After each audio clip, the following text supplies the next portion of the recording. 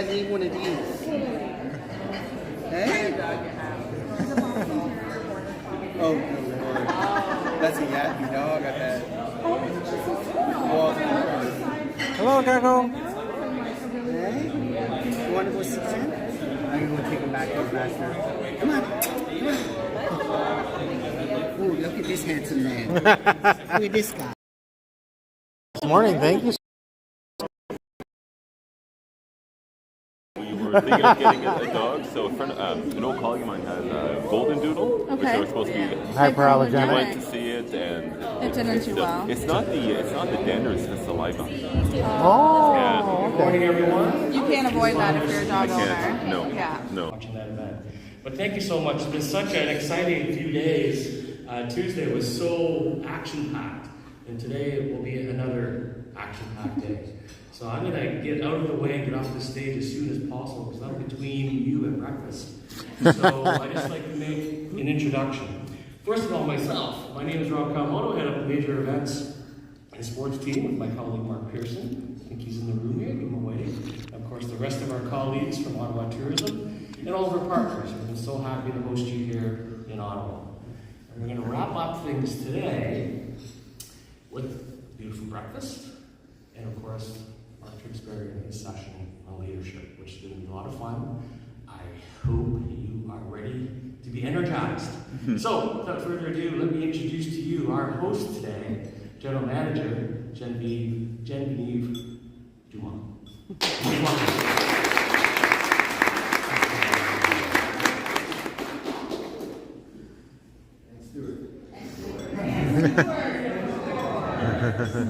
Good morning, everyone. Welcome to Ottawa and welcome to our beautiful castle.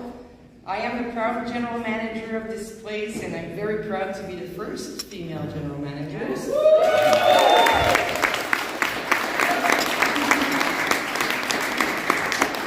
And that after 110 years of history. And I like to say that we are 110 years young. We're still young at heart, but rich in history. So we love our beautiful castle, and our team is absolutely fantastic, unbelievable. So I'm glad to have the pleasure to hosting you this morning. Hope you enjoy breakfast, and hope you bring tons of business to Ottawa. We have during the convoy, they said, make Ottawa boring again. I've been here for like 9 months. Ottawa's not boring at all. It's so fun. Apart from the convoy, but anyways. Enjoy the breakfast, enjoy Ottawa. Thank you very much.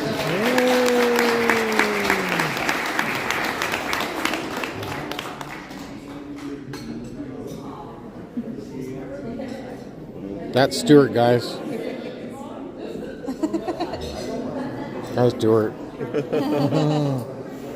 Stuart wants to stay for breakfast. Sausages, bacon, a little plate. I think he deserves sausage and bacon. Oh, yeah. He worked so hard. He works so hard. He's like an Ottawa socialite. Yeah. Yeah, you know? Does he only at the hotel? Mostly at the hotel. Yeah. Yes. Woo! Did you say Benny? Should we go now, or Oh, yeah. before the lineup goes?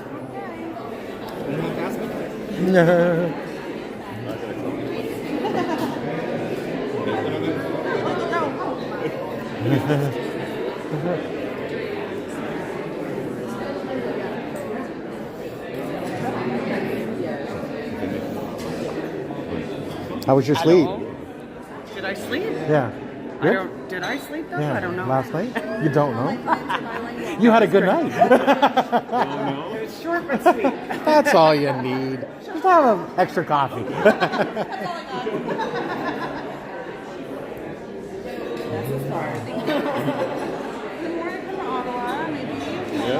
Yeah. Beautiful dog. That'll be full immersion. There's Glenn. Glenn, when you have your first record, I'm going to buy it.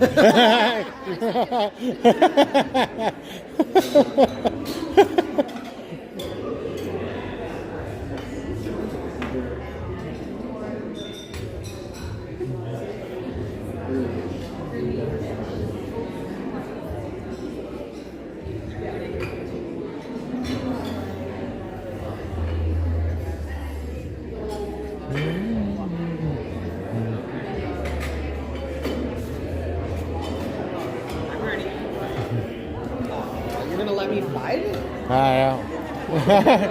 haven't had any sleep yet, so gotta feed you quick.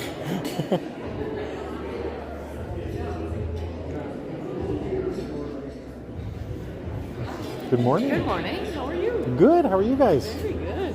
Excellent. It'll be better in about 5 minutes. Oh yeah. Well, I had my coffee, so it's off to a good start. Okay, good.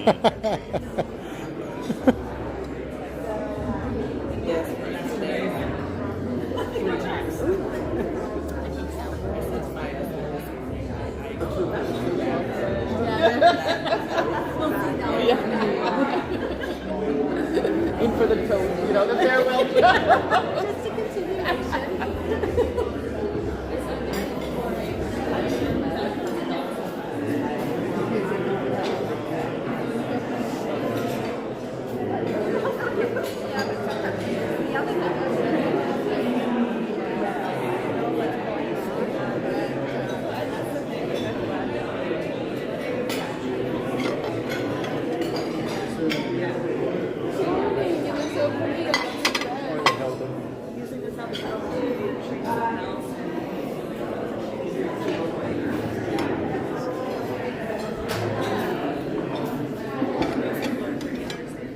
Here.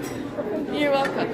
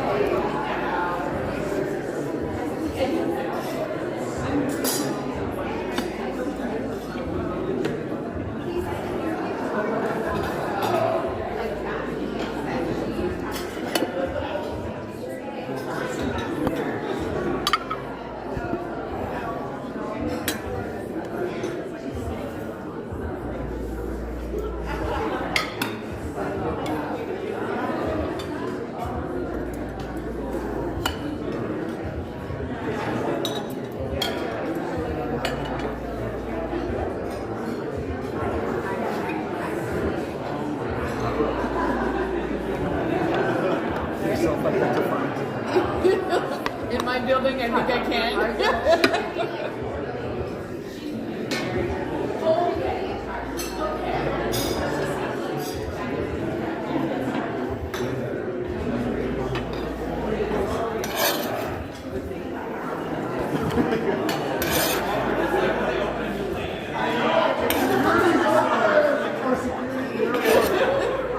Now you got it. That's the way to do it.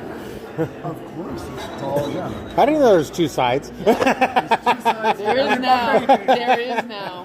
There's two ways of looking at things, you know?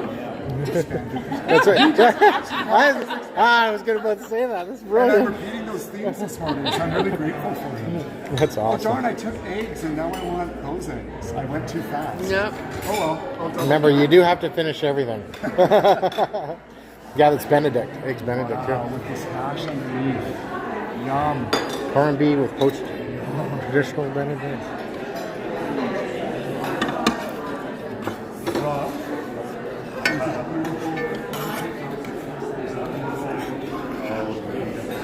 I didn't see it before it was too late.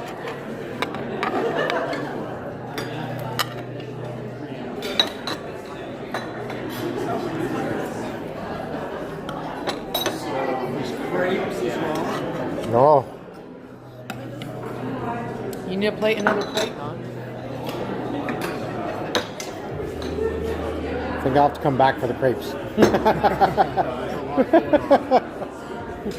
Yeah.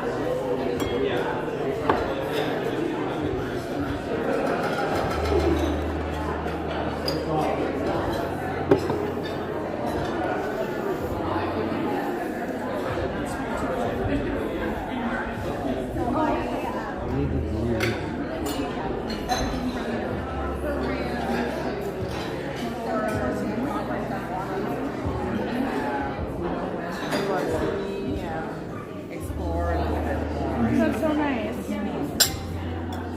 Yeah. I need to come over to your side next time. Are you filming everything? Yeah, I'm gonna stream it. He's a vlogger. Vlogger. Should have got into a long time ago. One of my friends makes $1.7 million a year. Oh my god. Yeah. Vlogging? Yeah, he does financial vlogs, which is my background. So Missed opportunity. I guess you can get into it now. it's not missed. Never I too used- late. I think so. I have a distinct advantage because I have access to a lot of different people.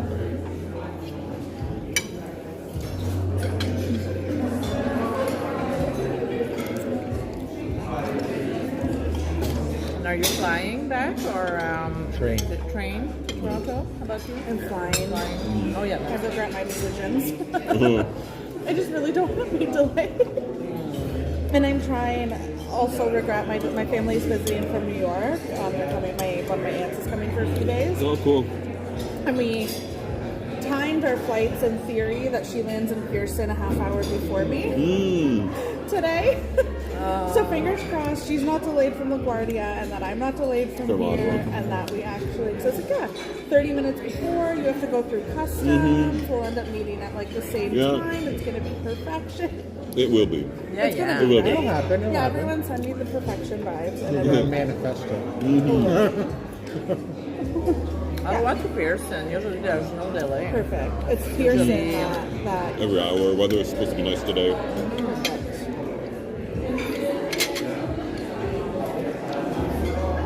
Do you have a lot of family in New York? just my mom's sister, which Okay. we've been close with forever. So yeah, my aunt, my uncle, and 3 cousins. Okay. Pre-pandemic, like every 3 months, I would either go there or they Oh, would yeah. come here. And then with the pandemic, we Yeah. hadn't seen them for 2 years. And then I went to New York for all of May and just worked remotely. Like, yeah, my friends, 2 of my friends drove up with me. They hung out for a couple days. And I was planning to stay like an additional 5 or 6 days. Yeah. Stayed an entire month. Wow.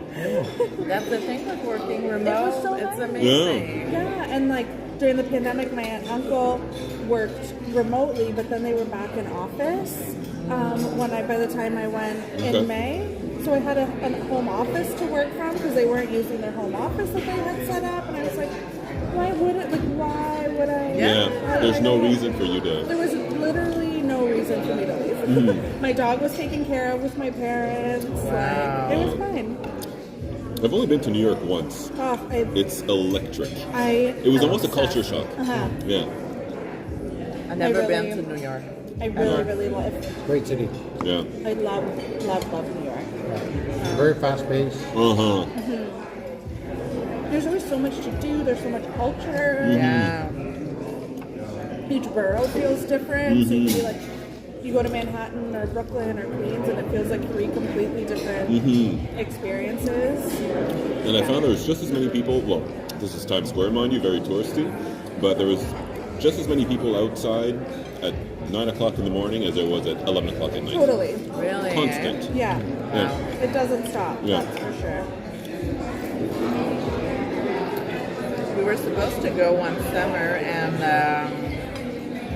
it was not long after the attacks from September 11, and like a few years after, and then like we booked this trip for like a year or so, and my husband at the last minute he said, you know what, I'm not comfortable going. I'm leaving the kids home and just going by ourselves. I don't feel comfortable. Yeah, that was a scary time for, It was. for sure. So it's on the bucket list. On the bucket list. You're from Ottawa. Yes, no. If you ever go, let me know. I'll give you a little travel itinerary. I'll be like, what do you want to do? I'll put together a list. Oh, yeah? My favorite thing to do. Oh, right. Yeah, you need a New York list? I got you. Okay. Right, good. You're almost like a local. You've been there so much. Uh-huh. I used to spend entire summers there when I was growing up. Yeah, and I just like to. We went with my when we went with my friends, they only stayed for 2 days, and my one friend had never been, and there were so many things he wanted to do. He's like, I want to see the Flatiron Building and the Empire State Building. Yeah. And I was like, well, we have 30 minutes, and there's one spot in New York where you can stand and see both. Oh, so I yeah? was like, we will go to this spot. We can also get lunch here. And now you've seen both, and that's my tour guide. We don't have time to get close to either one of them, but Yeah, here we that's are. cool. You can say that you've seen both. Yeah. Yeah. So when people ask, oh, what did you do in New York? I saw the Flatiron Building and the Empire State Building, and I had Shake Shack all at the same time. Do you recommend going to see the Statue of Liberty? No, I recommend just taking the Staten Island ferry there and back. Yeah, that's what we did. Because you can see it. The ferry's free. Yeah. And you don't, you Don't see get it. out, just stay on it? Yeah. Yeah, you just gotta take the ferry. Unless you really want to get up close and personal with Lady Liberty, but I think the Staten Island ferry gives you a great experience. But like once you're there, you can't really see. Exactly. Yeah. You're so close. Exactly. So that's what I always. And like it takes up such a big part of your day. Like if you don't have a lot of time in New York to go do the actual Statue of Liberty tour, but the ferry it comes every like 15 minutes. very I quick. think. It's so quick. And it's a huge dock. Massive. Massive. I remember because we did the Staten Island ferry as well. Yeah. Instead of going to see the Statue of Liberty. And I got there, it's massive. Yeah. Yeah. And sometimes how quick they like close the car thing and then go and then they're Yeah. already up, and I'm like, How did you do dangerous. that? To do Yeah. that Yeah. fast. But they do it so many times in a day. That Exactly. Yeah. That's I'm like, definitely. someone could fall. Yeah. They're like, nope, you're fine. Everyone's fine. Yeah.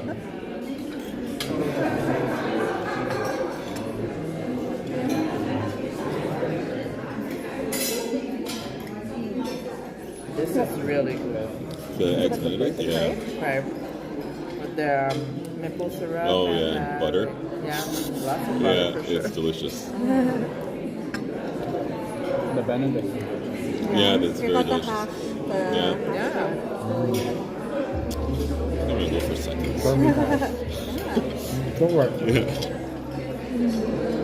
What's everyone's favorite city they've ever visited? You can say your own city, I guess. That's But tricky. How about you?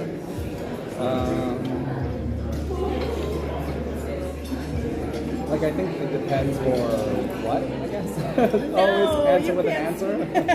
That's evading the question. for leisure, for just travel, for, I don't know, Any reasons? any reason. Your favorite city?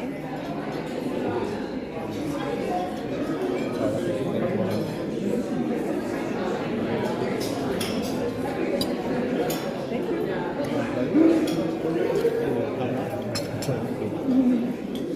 Okay, we'll let you think about it. Thank you. I asked, what's everyone's favorite city that you've ever... everyone's like, what's your favorite city? What's your answer? Oh my god. In Canada? No, Or anywhere. Anyway, Yeah, it's a really good question. there's I so would say many. Montreal Yeah. because there's so many things to do there. Yeah. It's, Good food, good culture. Yeah. How about you? New York. New York for sure. She's a city girl. I do love Toronto, but I'm not going to say it's my favorite. So picky. I enjoyed Sydney, Australia. Okay. Oh yeah, that'd be cool. I've never missioned and made the trip to That was on my bucket list. Australia. It's a commitment that I at some point want to do, but how long did you stay when you went? Like, I feel like you have to stay for a bit of time. That was we did Hayman Island, which is near Great Barrier Reef. Landed in Brisbane. Then went to Hayman Island. Then went to Sydney. Took a helicopter flight to the Blue Hills, say the one and only resort. And came back. That was by Jeep after helicopter with Jeep. And came back by Jeep to Sydney. We did the bridge. Dinner at the Opera House. It was a beautiful Oh. trip. Okay. Yeah. From my bucket list. Yeah. My kids were saying to me this week, "Are you crazy? You want to go to Australia? They have like the most dangerous animals on all over the planet They there." do. Yeah, those venomous snakes and spiders. Yeah, that's what they said. I'm Yeah. terrified of spiders. Spiders. Uh-huh. The size that I see in photos. No. They were thinking. They were talking about something that big. The size of a dinner plate. Really? Yeah. That's Oh my what? god! Of a Dinner dinner Size of a plate. dinner plate. A spider? Yeah, like Oh. bird tarantulas. They actually they eat birds. They're Wow. huge. They eat birds? Yeah, they'll catch birds and they'll. Oh my god! Yeah. We're not going on. Take it off the bucket list. Yeah, exactly. We're no longer going to Australia. Oh Yeah, wow! spiders. really glad you said They that. There gross you me go. out. You have I to hate bring Patrick spiders because too. he's a spider expert. No, Yeah. I hate spiders. I thought Yeah. you were exaggerating. Oh no. Oh, no? Yeah. Oh, wow. Well, not the body, but with the legs, I guess. Oh yeah. Every time there's a spider in the house, every sort of spring, they sort of start coming in. My wife's like, just take them and put them outside. No, they die. Your wife said take it and put it outside Yeah, kind of person? I'm like, why don't you do it? Yeah. I'm the spider killer at my place. Oh, so do I. Yeah, like, I without will throw any them. prejudice, they Yeah. die a horrible death. Yeah. Quick. My one friend, Yeah. she's take the spider outside, and if she's ever over, I'm like, okay, sorry, you have 30 seconds. Like, make a decision. Like, I'm squashing this, so you can take it outside. She's like, I'll take it. Just 1 second. I'll take it outside. Yeah. My brother, the balance. There's like that myth where you eat spiders in your sleep, and that Oh, yeah. hasn't left my head. So I'm like, What this- myth? stop. You don't actually eat spiders in your sleep. I hope not. That's what they say. On average, you'll eat like 2 or 3 spiders. Really? Well, that's what they say. Wow. Maybe in your lifetime. I A don't year, that's a believe lot of it. bugs. Well, just think about it. How That's, if you live 50, 80 years, protein. 80 times, 80 times, 3. So we wake up 300 full. That's spiders. why. It's a lot of protein. It is. That I don't want in my life. Yeah, lean I don't protein. want the spider protein. Yeah. This is a well, the, they say you have bad breath and as a spider.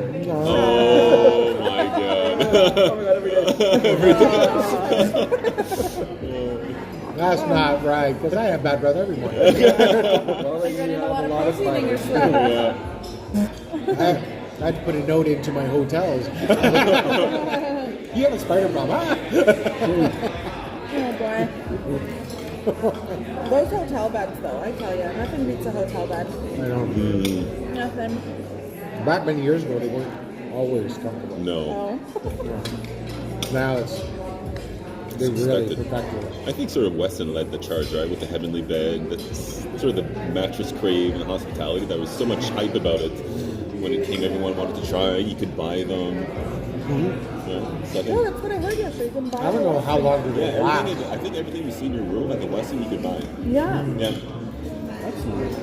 Yeah, bathrobes, towels. How often do they I replace heard that mattresses?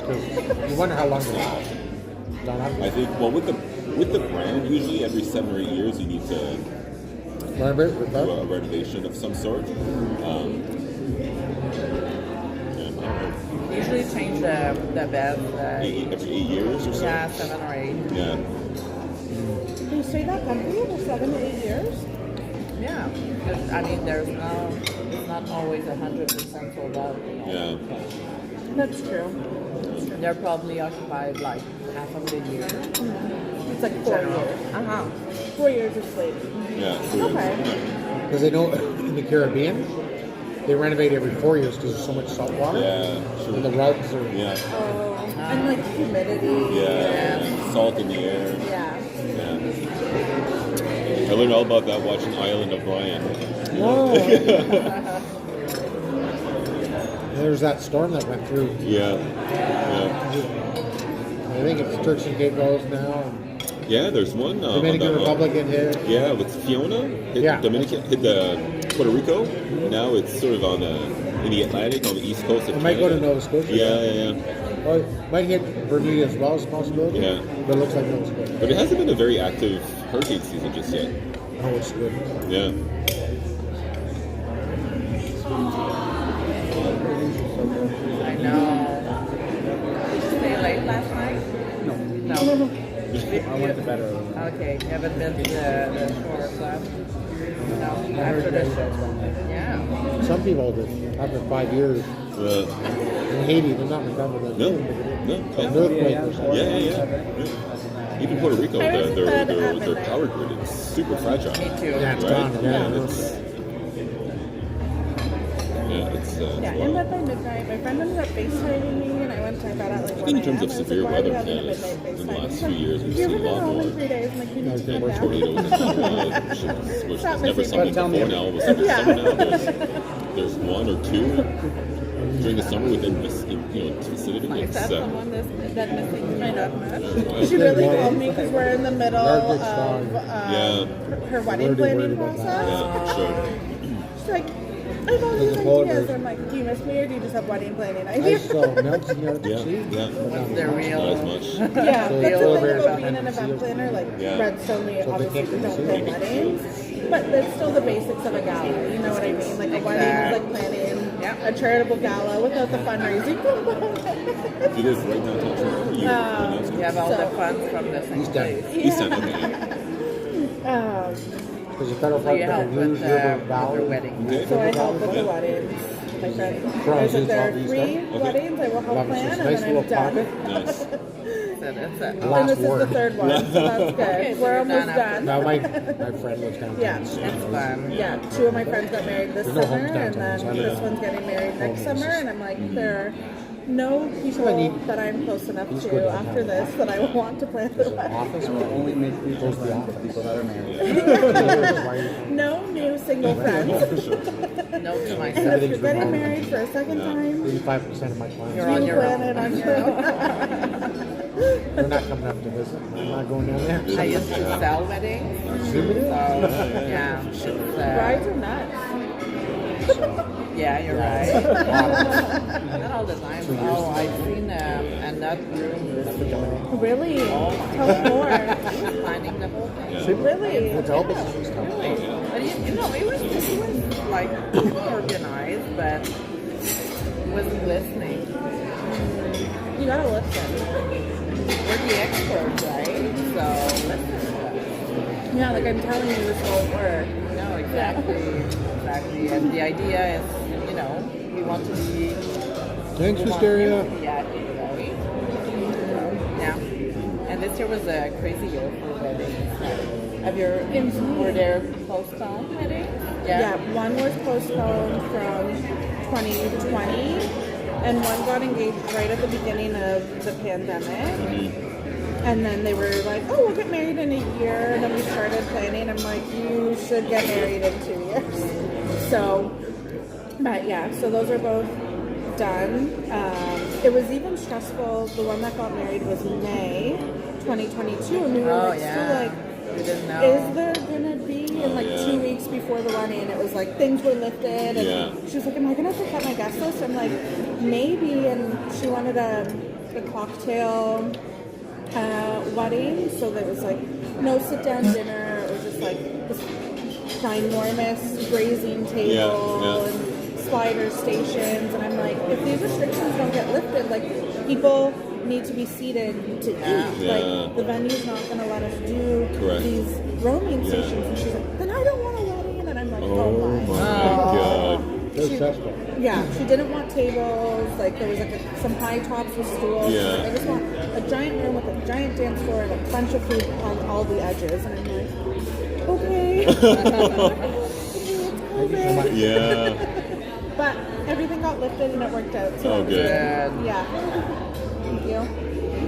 But yeah, people have too much emotional ties to weddings. Like, unless you're my bestest friend, and I can tell you, you're being like a client bride. I don't want. I don't want. I don't have problems. Yeah. My friends are wedding photographers. I don't want to. But you know what? At the end, they are the.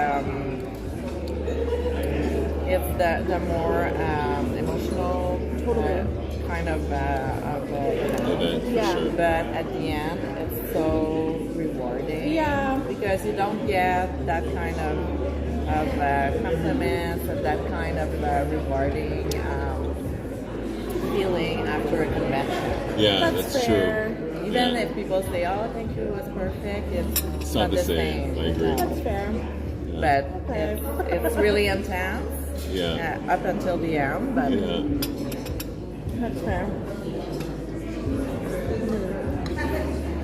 I feel like that's the feel I get from some of the association clients or some of the not like the charity clients. nonprofit, probably. Because then we raise money and then they're pumped or like there's a really good cause or a really good impact. And I'm like, I'll get my high from there. Yeah. Not the way. No, yeah, for sure.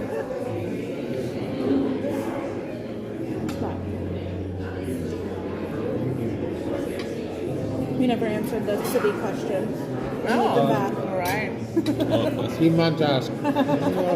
Because I have it for different. Okay, Yeah. give us your logic. Like LA is nice, you know, like Croatia is also Okay. Barcelona for different things. Okay, what things at each city?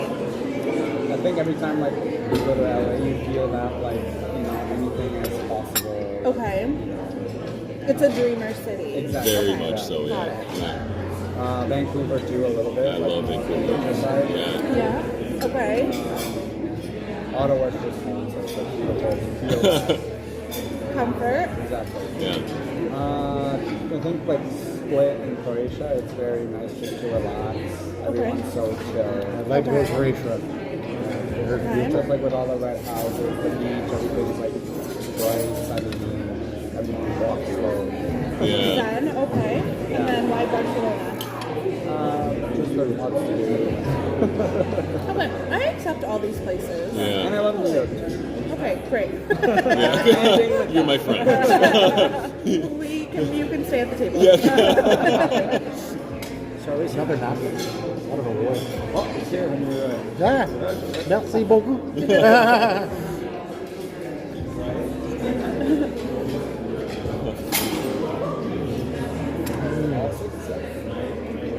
Great. It's so nice to be able to travel again. Yeah. Meet people. I went to Because they're Toronto human. a month ago in August, and I didn't realize it, but it's been like literally 2 years since I Yeah. took the plane, and then I just remember. Well, I was thinking about all of the COVID stuff, but I didn't remember about the liquid stuff. Oh. And then I arrive at the and like, oh my god, that's right, all of the liquids. And I usually pack like a really small makeup bag, Yeah. like not my whole makeup bag, but I was in a rush, so I just put my whole makeup bag in, and I Did they take your foundation? no, I didn't want to let it go. Yeah. I was lucky enough They didn't. They let it through. They let it through. Really? But I have, all of those sort of little. They were so strict with me on the way here. Oh, sorry, go ahead. No, you I heard that these restrictions were going to be lifted now in terms of liquids. I thought I saw that somewhere. That'd be nice. But No, No, they're not. a Ziploc bag. I was like, the box said it was a 1 liter bag, and I was like, great, put it all in there, put it through, and then they were like, nope, the Ziplocs too big, and then shoved everything into one of their Ziplocs, and 2 of my things didn't fit, and I was like, are you serious? Like, This is like a what was it? $100 product. Because those are all fit in one bag. it's supposed to all, yes. I know that. But what was the problem? So I used what my Ziploc box said was a 1 liter bag. Right. But then when I was going through, they were like, nope, this Ziploc's too big. So they took everything out of my Ziploc had and to put it shoved into things theirs. into their Their Ziploc. Ziploc. But all of my stuff didn't fit in their Ziploc. And then they were like, what are you leaving behind? Like, what are you not bringing? I'm like, nothing. I was like, give me this Ziploc. And I just like shoved it all, like stretched the bag. I was like, it fits. They're like, technically you should be able to zip the bag, but we'll let you through this time. And I was That's like, crazy. this is It could be Power trip. Yeah. no. And then my carry-on was so perfectly packed, and then they also opened my carry-on, and I was like, I'm never getting this thing closed again. And they rifled through it, and they're like, oh, we don't know what our thing picked up. Like, you have nothing wrong in your bag. And I'm like, No. it's like, yeah. And then they're like, you're gonna have to close this, and I'm like, so like sitting on my suitcase and needing to Oh, fit right. it. Yeah. But now the other side, aren't we thankful that they're that picky for everything? Okay. Yeah. I I feel know we're safe. innocent, but at least we know that they're Okay. Not Xavier. No, live. They see live every out. liquid. And they still, same thing with that sunscreen. Real expensive. I forgot. So they just said, throw it out, throw it out, throw it out. They got one of those bags out because I had the thing, she said everything's here. And they said, it all has to fit in here. And they said, what else do you want to throw? She says, give me the bag. And I Shopping. But all the liquid has to fit this one bag only. And Yeah. It all has to be 100 milliliters or it's less. not 1 liter. That's not It's a liter. ridiculous. That's not a liter. Because I use a liter So you- Ziploc and everything. You can go on a they plane, take want. all the 100 milliliters, put it in It's that. like taller than me. Mine was like a bit wider and shorter. Yeah. No, you're right. No, and Yeah, I was like, I need a liter check here. This is incorrect. Your bag's got smaller. But we'll see. Fingers crossed. Yeah, I know there's no flexibility, but it's ridiculous. Yeah, Because that's why you have to buy it. When you buy these 100 milliliter everything, yeah. it's double the price of anything that's a full Yeah. thing. exactly. I Yeah. know. Yeah. So I got everything to fit. I left behind my travel size toothpaste and travel size hairspray. I think the hairspray was almost empty, and the travel size toothpaste is the cheapest thing to have to repurchase. Hairspray doesn't have to go in there, does it? Aerosol. Oh, does it? Yeah, aerosols and liquids. I didn't know it was aerosol too. Yeah, brutal.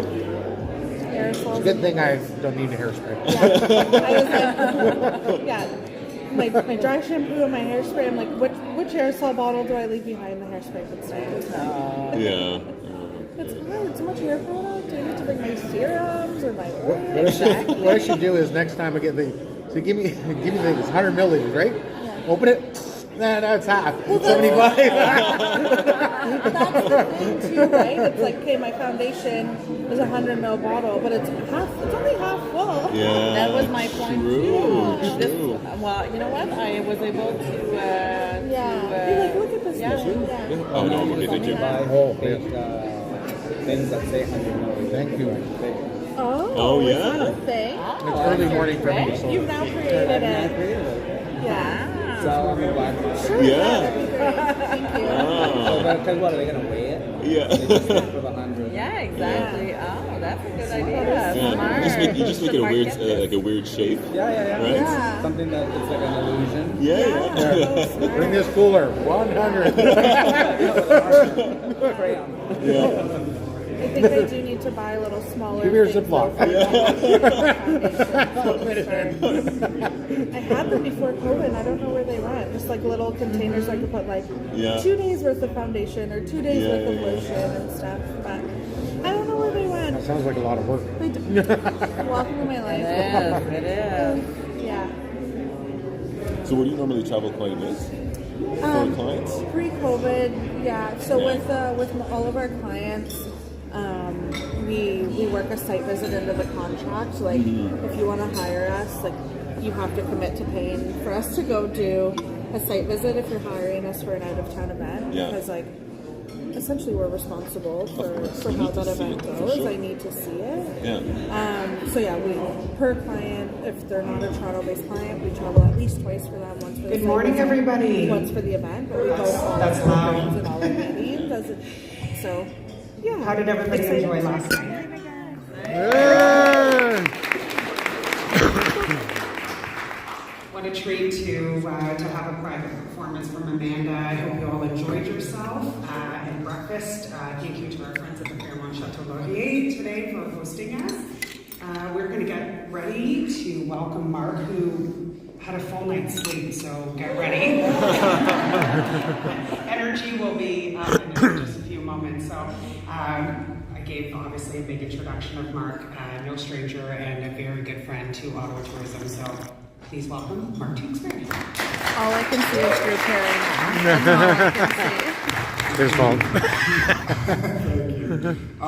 Wow, I just want to say first, isn't Ottawa tourism world class? I just want to say shout out Ottawa tourism. Your team, every time I work with you, it's such a privilege, and I know what world class looks like, and I see it every time. So thank you so much. I'm thrilled to be here today. I'm going to share my story. I'm going to have some time. We've got time for Q&A at the end, and open it up to anything you want. You can go back to the Queen's funeral or my life or whatever you want to know. The programs are over on the side table as well, where I see the discarded glasses are. Let's make sure nobody scrolls on them. So they're there again in case people wanted to see them. I did bring them last night because it was really Amanda's show and it was her time, but they're back just in case. So my privilege to talk today about, I guess, my experience as an athlete and some of my leadership experiences. As you know, I was a swimmer. I watched the 1976 Olympics in Montreal, and I was just the right age. Yes, Between 8 and 10 years old is usually your first memory of an Olympics. And I was 8 years old, and I was just struck by the globe coming together. I knew how to swim a little bit. My dad was a junior accountant with an oil company in Calgary. And when I was 5, he was transferred to Dallas, Texas for 2 years. And there it was just so hot. We had like a pool in the condo that we were renting. And so I kind of learned to swim a little bit. And so when we got back to Canada and I saw the Olympics on TV, I was like, I want to do that. So I started swimming at 8. I had no idea the road that was ahead, how long it would take. You know, I thought I'd make the Olympics like that. By 12, I was the best swimmer in Calgary. You got to start somewhere. At 14, I was the best in the province. Alberta, where I grew up. And then at 17, I made my first national team. And it was around 14 years old that I had a huge change in my life. A coach came to the University of Calgary Swim Club. I was at another club. His name was Derek Snelling. And he had put 36 swimmers on Olympic teams in his career. And I remember driving to see him with my mom. And he basically said, if this guy wants to go to the Olympics, he has to come and train at our club. And it'd be great to have him. But it was a big deal. It was like a 45-minute drive for my parents each way, at 5 in the morning, and then picking me up again in the evening. But it was really worth it. And I was introduced, swimming was a very patriarchal model of leadership, very control and command. And Derek himself, he was a drill sergeant in the British Navy, and he was also a boxer. So you had all this kind of stuff going on. And it was really like one size fits all. It didn't matter if you swam the 50-meter freestyle, which took less than 30 seconds, or swam the 1,500-meter freestyle, which took 15 minutes. We all did the same training. That's just what it was. And it worked for a really long time, until it didn't.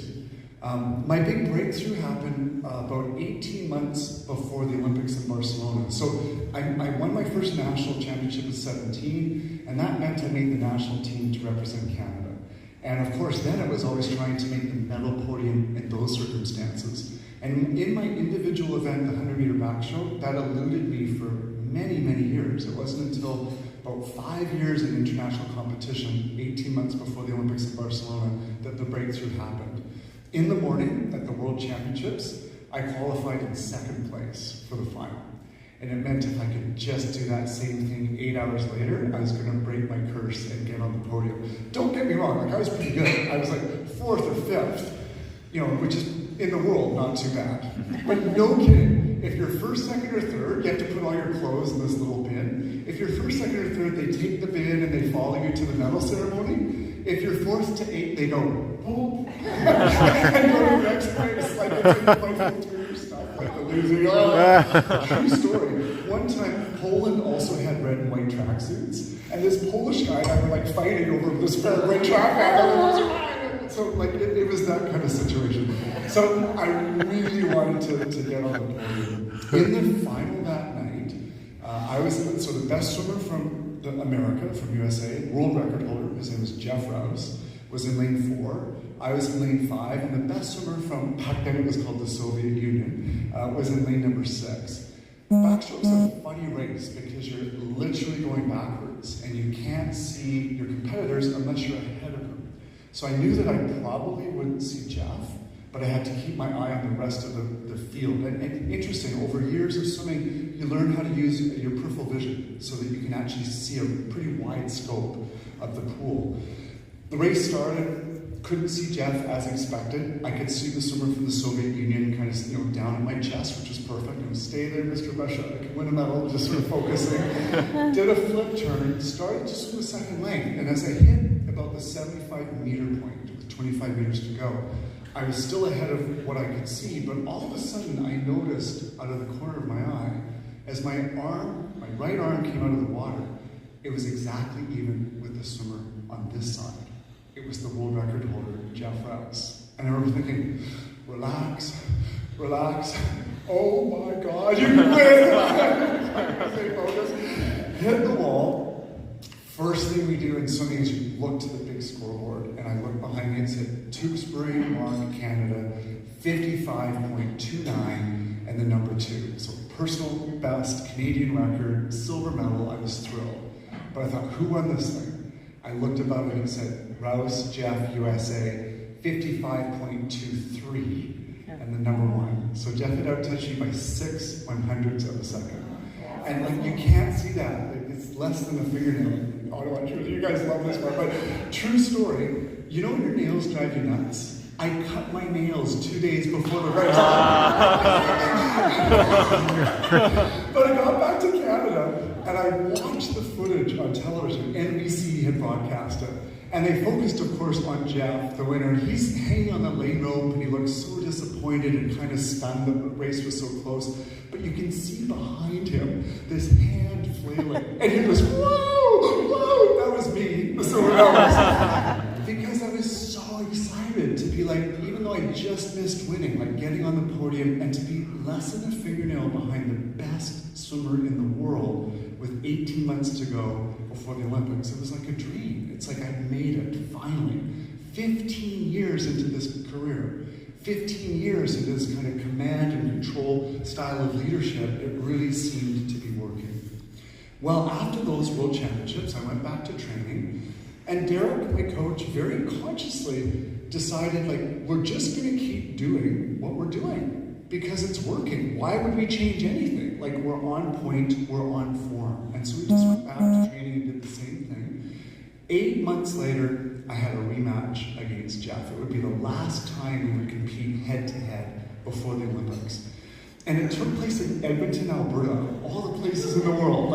They had the Commonwealth Games pool there. It was called the Pan-Pacific Championships. So we used to have the Japanese and Australians and Americans, and so everybody in the Pacific region, around the Pacific Ocean, would come and compete in the Pan-Pacifics.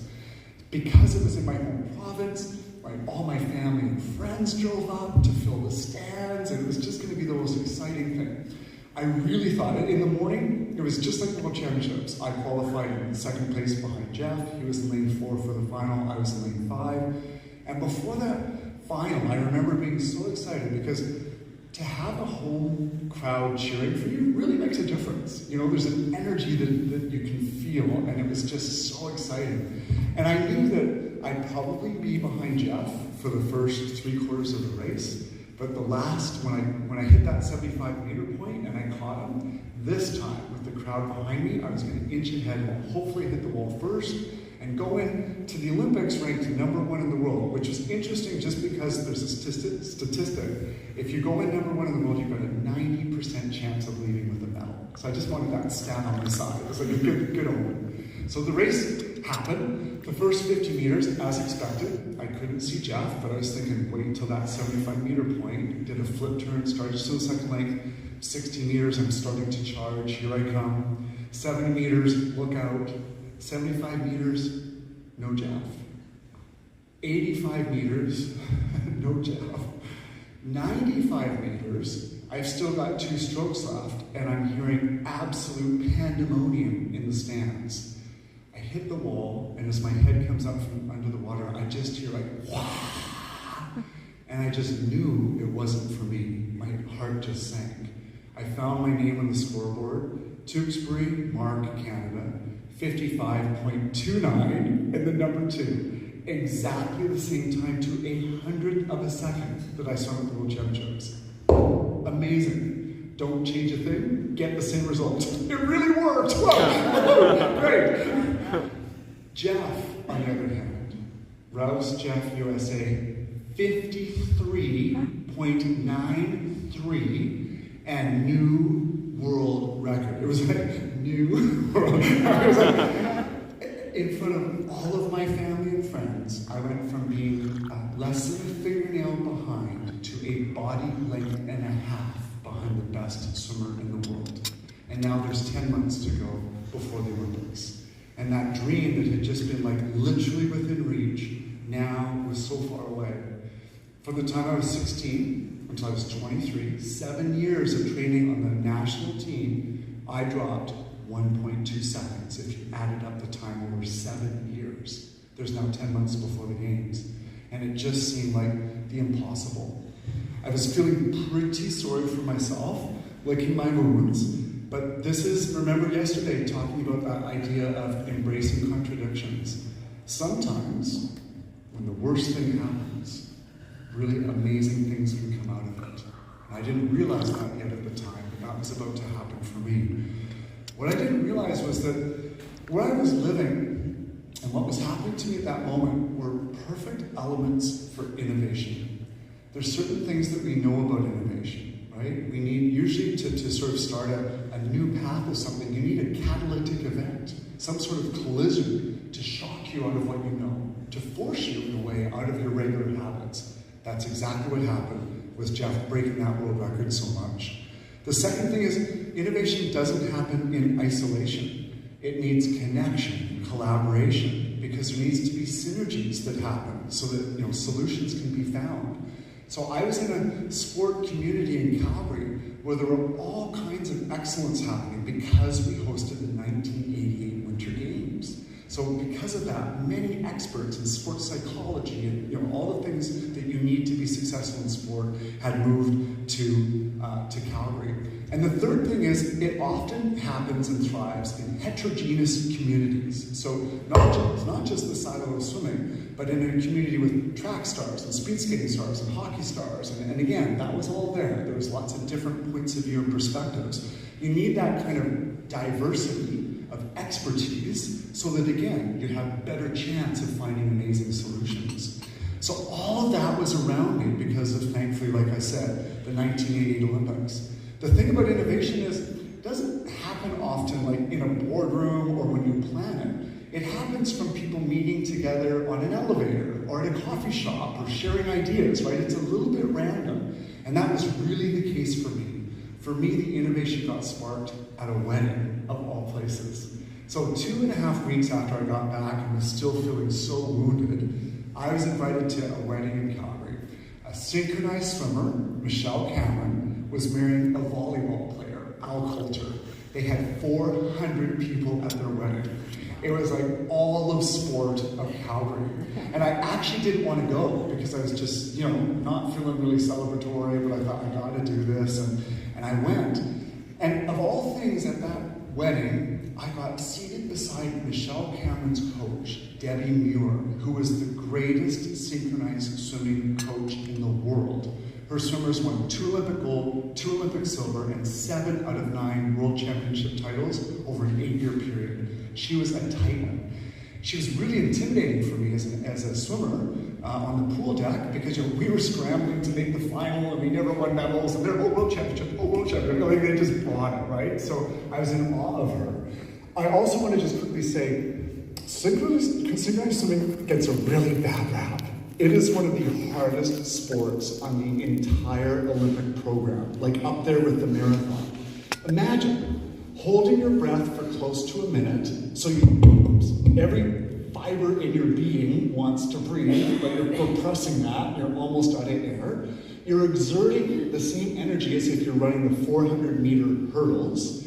You have to do it in perfect sync with 7 other people, and then you pop up for air and have to smile. And go back and do it again, like it's this wacky sport. So Debbie was sitting beside me, and I don't know what it was, she just very casually, kind of said, how are things going? And instead of rock and roll, after about 23 minutes, I went for lunch with Debbie. She kept asking me questions. She said, have you ever worked on holding your breath underwater? No. Have you ever worked on how you break the surface? No. Have you ever worked on your dolphin kick? No. Like all these things I could answer no to. And because I was already swimming, like Derek's solution was, well, we'll just work harder. We'll work 6 hours a day instead of 4. And I knew that wasn't going to just be enough, right? And when Debbie said all these things and I said no to all of them, I realized, okay, there's all these areas I've never even thought of working on before. If I do all of these things, maybe there's some possibility that I can find some of the improvement that I'm looking for. At the end of lunch, she was retired from coaching. I got really brave and I said, Debbie, will you come out of retirement and be one of my coaches this year? And she started to think about it. I said, before you answer, there's 3 little caveats. First, I have no money to pay you. I'm making $450 as a top athlete in Canada. Go Canada, go! And the podium has changed that now, thankfully.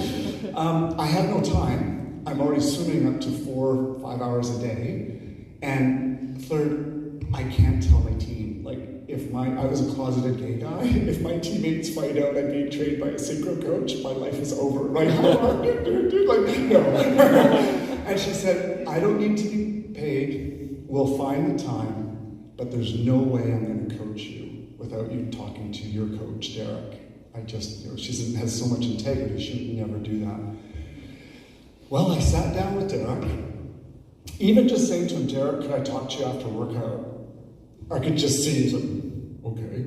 Oh, I'm so scared. And I psyched myself up the whole workout and sat him down and I said, I'm thinking it might be interesting to work with Debbie Muir, the synchronized swimming coach. Oh my God. I could see his brain going, like really, for about 40 seconds, like, Debbie, I said, yeah. And he said, why would you want to do that? And we went back and forth for 48 minutes. Every time I made an argument for, he would make an argument against.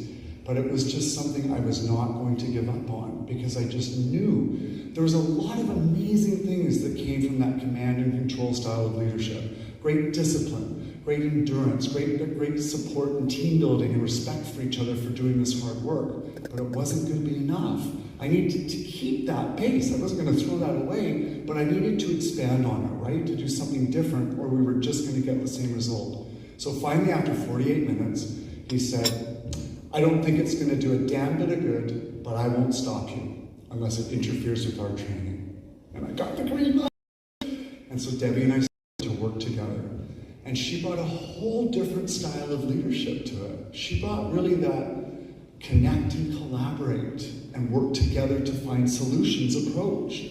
She had to. We were 2 different sports coming together. This was the first time in the history of our sports that a male speed swimmer, we're called, had worked with a female synchronized swimming coach in the world. This was a first. And so it was super exciting. Debbie was an amazing planner. So we mapped out that there were 311 days until July 30th, the day of my race. And we worked backwards every week to the starting point of what we would do on day 1 at the pool. And so the day 1 arrived. And one of my first exercises that I had to do, the dolphin kick is just like, all you do is go, right? Like, very simple, but I was really bad at it. Like I would kick, and I'd end up in lane 7, start in lane 4, and end up in lane 6. We just never did it. And Debbie right from day 1 was so innovative. So for years and years, to build our leg strength as a competitive swimmer, we would go into the weight room and do the machine, go the hamstring, like just that stuff. Debbie brought the weights into the pool. Because the only way to really work that dolphin kick is to actually have the weights on you. We'd never even thought of that. Her swimmers apparently could do this for minutes, like 8 minutes. They could have 10 pounds around their waist and keep their arms up and dolphin kick. Like they were incredible. Because I was a guy, Debbie thought she'd double down and she put 20 pounds on a tethered band around my waist. She plumped me in the deep end, like really deep, with a 10-meter diving board so your ears almost pop when you go below. And I remember her, the lifeguard, sort of looking over, and I'm on the bottom with the 20 pounds, and I close my eyes, and I just start kicking, and I open, this far off the bottom. Like, and I'm running out of air. It's like 30 seconds. I'm starting to slightly panic. That's why the lifeguard's there. I take off the tethered band, the weights fall, I shoot to the surface, break the surface, gasp, grab the end of the pool, and Debbie looks at me and says, wow, you're even worse than I thought. But she said, but this is amazing. This is great, because now we have a starting point. I assumed you had a basic skill set here that you don't have. We're going to have to take 10 steps backward to build that and to sort of create this for you, which was, of course, the worst thing that I could have heard in that moment, because we already didn't have enough time. But that's the thing when I talked about having a community of experts. She was the expert, and I trusted her expertise, and so of course I followed her lead. But she introduced me to an extremely important idea that was life-changing for me. I live by it to this day. She said, there is no failure, only feedback. That wasn't a fail today. It just informed us that we have to have a different starting point. We follow this principle called AER, act, evaluate, revise. Act, evaluate, revise. So as long as you take an action, you take the time to evaluate whether it worked or not. If it worked, you keep going. If it didn't, you recalibrate. And so there's all this room suddenly to try new things, to be innovative, because I came from such a win-lose, right? You either beat your time or you don't. You succeed or you fail. It's all or nothing. And I learned there's so much more room in between with this idea of no failure, only feedback. We can really start to make adjustments. She kind of led my team with me to find the expertise that we needed to fill the gaps. Another one of my sort of weaknesses was I'm kind of like you know my energy, you guys have felt it already. I'm a bit like a thoroughbred horse. Like I run and I run and I run, and then I get really tired. I sort of faded the last 10 years. So I was the world's greatest 90-meter backstroker. Fortunately, it was a 100-meter race. So I usually fade at the end really badly. So we found this coach at both the 1984 and the 1988 Olympics, the two Olympics before Barcelona. There had been the Michael Phelps of my era was a guy named Matt Biondi. And Matt Biondi was always going for that 7 gold medals of Mark Spitz. That was the standard to beat. And he was the guy that could win 7 gold. But each time at both Olympics, some random swimmer that no one had ever heard of from a club in Brisbane, Australia, from a surf club, beat him in the last 25 meters of a race. They whipped by him and they destroyed his dream of having that Mark Spitz 7 gold medals. So we found this coach. His name was Laurie Lawrence. We reached out to him and said, can I come and train for 2 weeks over Christmas to find out what the secret is for what they did? He had no backstroke swimmers, so there was no conflict of interest. So he said, absolutely, like no problem, come and train. I went down there, and about the 4th or 5th day in, I learned what it was that gave them their endurance. We did something called a heart rate set. So what the thing was, you get your heart rate to 180 beats per minute, and you keep it there for an hour. An hour! I've done like 3 or 4 minutes in my life like that. So it was a set of 40 times 100-meter backstroke on a 90-second turnover. It would take me about 65 seconds to swim the 100-meter backstroke. At the end of the pool, they'd take my pulse, make sure it's at 100, very old school, not much technology back then. Make sure it was 180 beats per minute, and then just keep going. And literally, what happens is the lactic acid just starts to build up in your body. And so you can feel it slowly, like in your thighs and hamstring, coming up to your rib cage till it overtakes your chest and you can't feel your arms. And then you just kind of swim in this state as long as you can. I made it to about 27 minutes till my body couldn't take it anymore. I actually had to get out of the pool and be physically sick because I didn't know what else to do with the lactic acid. Laurie Lawrence called me a wimp, but no, this is old school coach. Oh, you're a wimp, but I learned how they did it, and I brought this training back into my regular training. You could only do this every 6 to 8 weeks because it destroyed the body so much. If you did it more than that, you would never recover. Which is also a little interesting tip for life, right? You can't go all out all the time. There's periods where you can do it, but you've got to build that time in to recover. So that was just a huge, huge thing.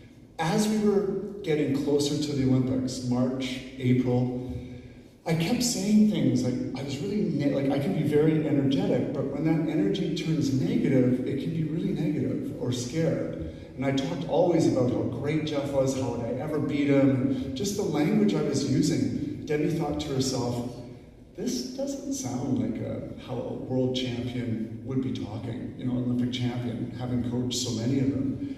And so she thought she was going to help me kind of snap myself out of it. And so one day leaving practice, she said to me, Mark, why can't you beat Jeff Rouse? And she expected me to go, yeah, you're right, why can't I? But instead, before I could stop myself, all this subconscious thinking that I didn't even know was there, it gave me the chance to blurt it out. It was like she kind of put me on the defensive. I said, you want to know why? And we got the start, and we got the turn. I've never beaten him. He's 6'4". I'm Canadian. Just this whole list. I said Canadian. Americans were the only ones who have won the 100-meter backstroke from the history of the entire Olympics. No one but Americans had ever won. So I was like, all these things. And as I got them all out, she was like, wow, that's why you can't beat Jeff Rouse. So we wrote all those things down. And this is a great activity to do with anybody that you're finding is having a challenge. Get the objections out. What are the things that are holding you back? Pay attention to the language people are using. So I got all these things down, and she said, okay, Jeff is 6'4". We can't do anything about that. Cross it off. You're Canadian. Cross it off. There's certain things that are not changeable. But you're weak off the start, let's do something about it. You're weak off the turn, let's do this. And as we started to take action for those things, I started to get a slightly different result. And that started to change my thinking, which started to change my belief. And over time, that negative thought cycle started to reverse itself and turn positive. I have to tell you that when I first started working with Debbie, there were many moments that did not go well. My very first competition, because I was so new to this, I swam underwater, and because of the work we did, you have to pop up at 15 meters. And I remember I got so much better that I saw the little thing at 15 meters and I was still underwater. So I popped up at 19 meters and got disqualified. Another time I went back to close, I learned I could never close my eyes in dolphin kick. Because when I closed my eyes, for some reason, I pulled myself to one side. And I would always end up in competitors' lane. So all of these things would happen. And it was interesting because the kind of establishment would kind of go, ha ha, see, it isn't working. That would just fuel Debbie and I even more. It's like, okay, we're gonna go back and double down and make sure that this is paying off. And we knew it. Debbie kept saying it once again, act, evaluate, revise. What is it? You lose the battle but win the war, or whatever. So there's got to be some failure along the way in order to get that big prize in the end. I told Debbie all these things when she said, why can't you beat Jeff Rouse?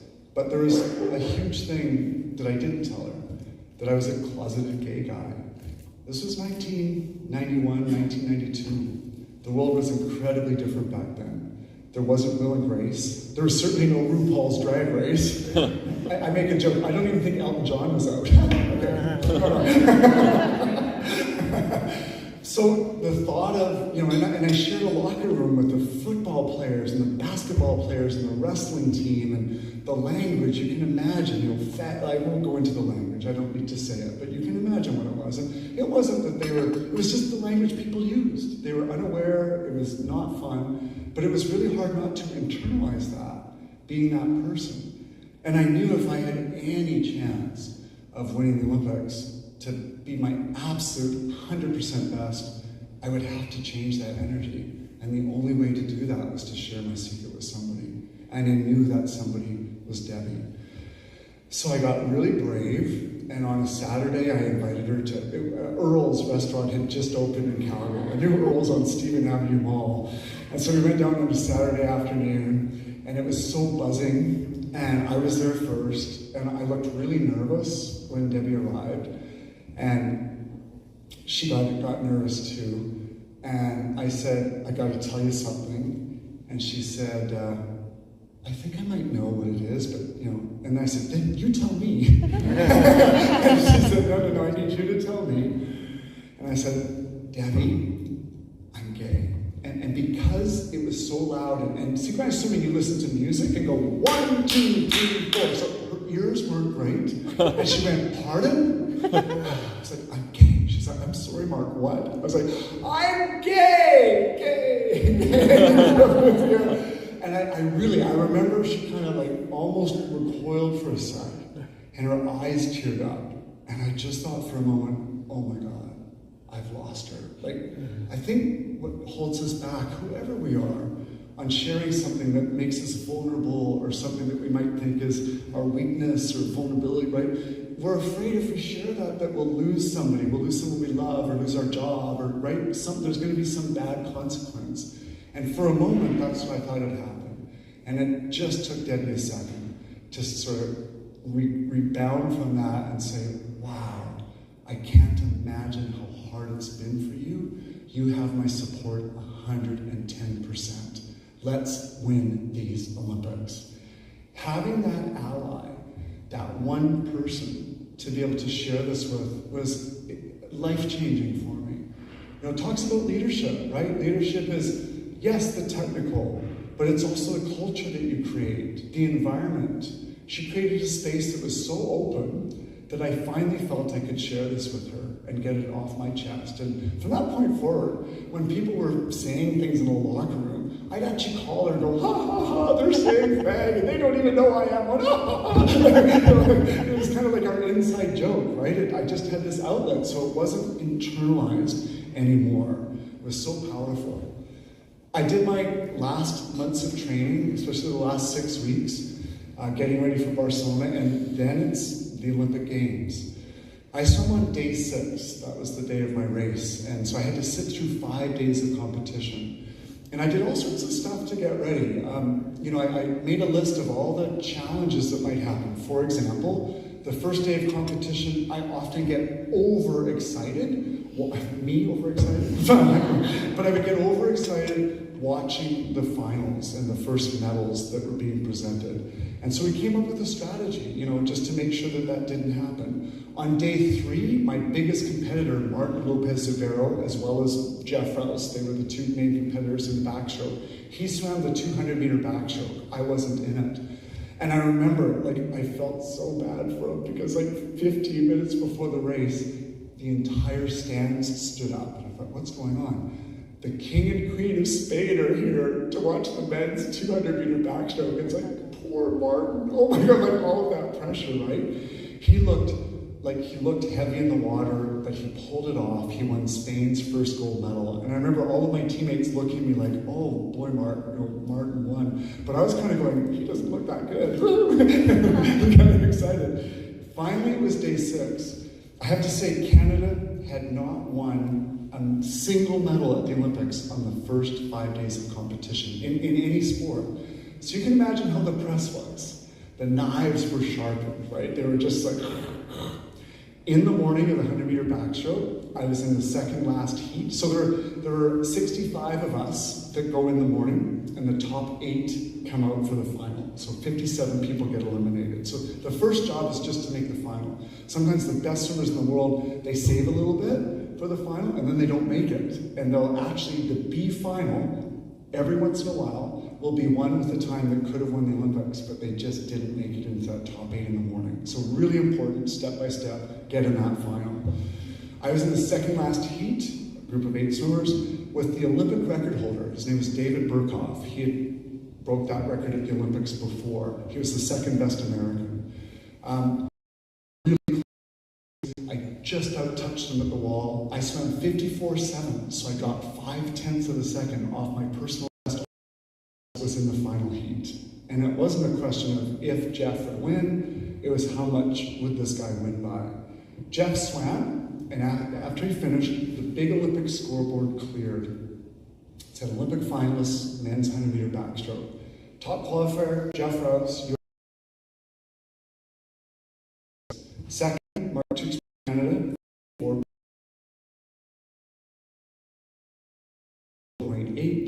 Fourth, Mark Lopez, Zubero, Spain, 54.9. And then a drop. So the top four are within 0.3 of a second. It's going to be close. Well, you wait your whole life, and then you wait another 8 hours until the final. And I realized this is where I used to lose. Because all you have in those final 8 hours is the ability to rest your body a little bit, but you're with your thoughts. And I remember going back to my room in the Olympic Village. Oh, that village, it was like 38 degrees in Spain. So hot. I remember no air conditioning. I remember I thought I was so clever. I bought this really cool fan from Canada, and I plugged it in without the converter. That fan went so fast, I was like, wow! And then it blew up for like 6 minutes. A little fire on the Olympic Village. But anyway, that's a whole other story. So I'm in my little room, and I'm resting on my bed, and I'm thinking about the evening, right? Like there's 4 of us, and one of us is going to be 4th, and usually that's me with the dumped tracksuit. I'm like, there's no way that's going to happen. I thought about coming 3rd. Didn't feel right. I thought about coming 2nd, the best I'd ever been internationally. It just didn't feel right. I thought about winning. It was so scary for a moment. I actually sat up in my little bed, and I said out loud, somebody has to win this race tonight. Why not me? And usually that's where, because we got the turn cushion, we got all those things would have come. But because we made a list, we took care of every one of those things. It was incredible. Nothing came, like no objection. So I actually said it again. Somebody has to win this race tonight. Why not me? And it kind of solidified. I went to go back to the pool. This is a true story. I don't know how this happened. But my team manager was with me, like she really wanted to sort of protect me and take care of me. And we walked up the stairs of a bus, and somehow we walked onto the bus with all of Team USA. And like we couldn't turn around, right? We couldn't be like, ah.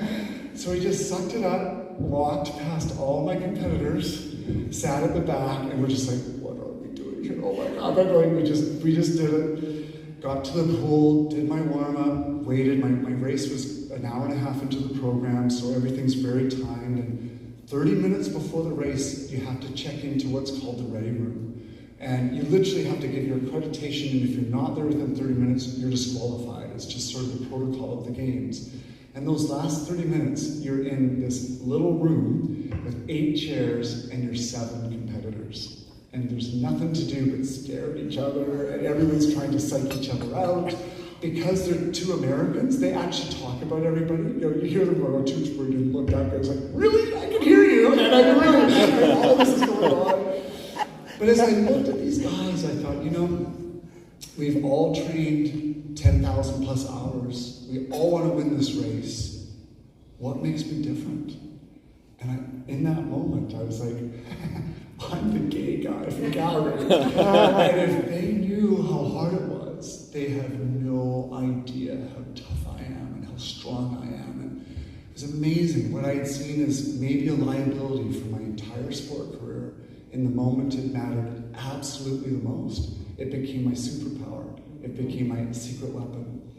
The chief marshal came in with about 5 minutes to go, said, "Gentlemen, please start to get ready.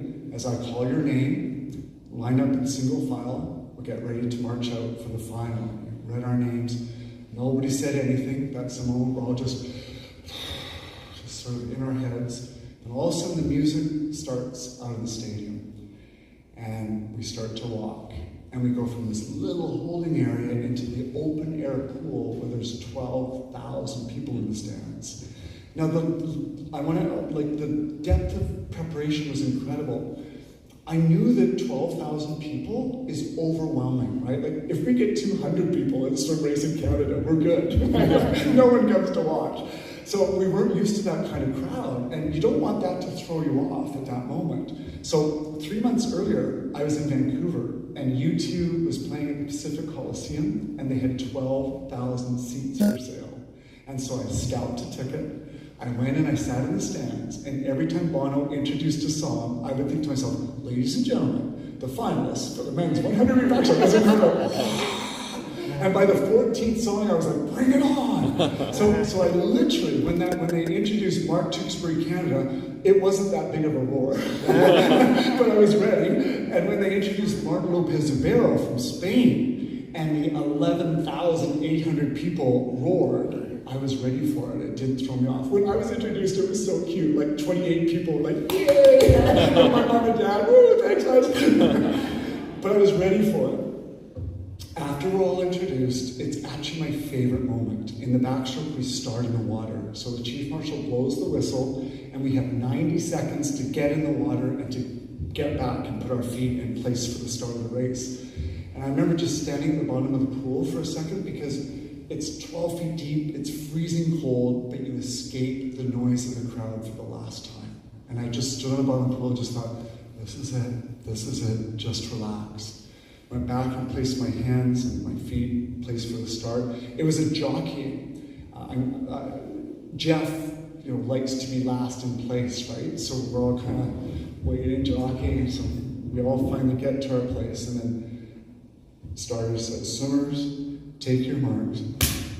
Swam underwater, 15 meters, popped up.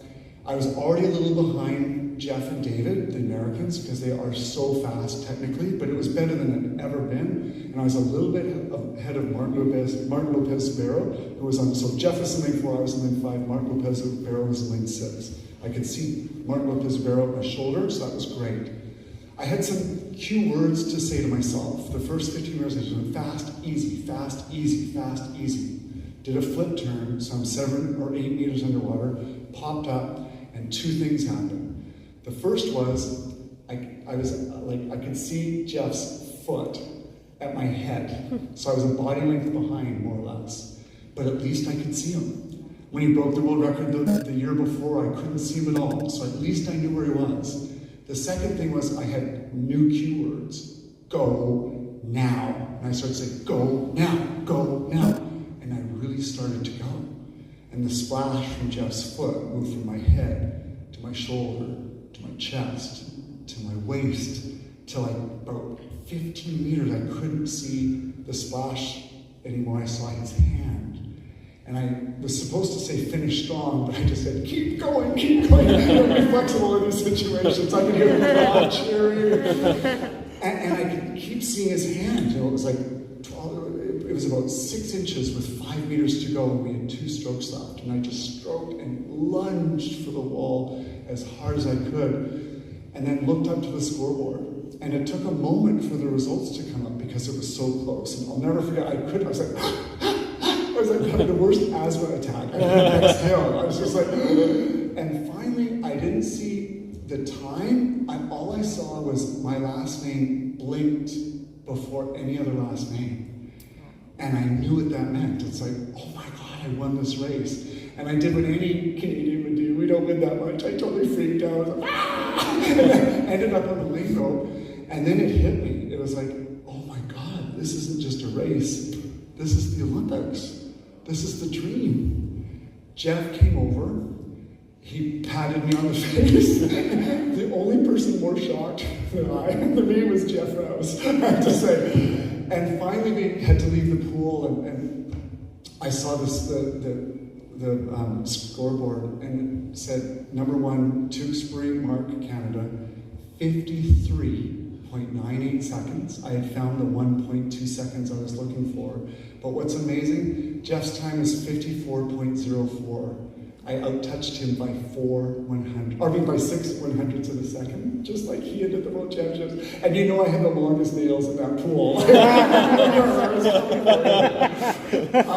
know it was a long time ago. Some of you might know, I know you were born yet with this. So I thought it would be fun just to relive a bit of history and show that race now that you've heard from behind the scenes. You guys want to see the race? Okay, let's do it. Let's do it.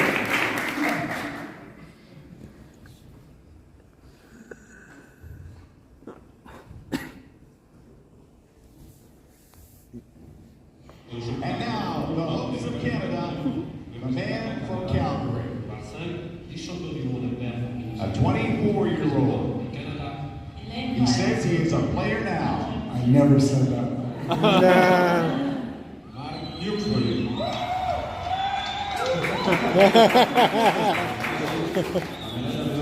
Lane 6.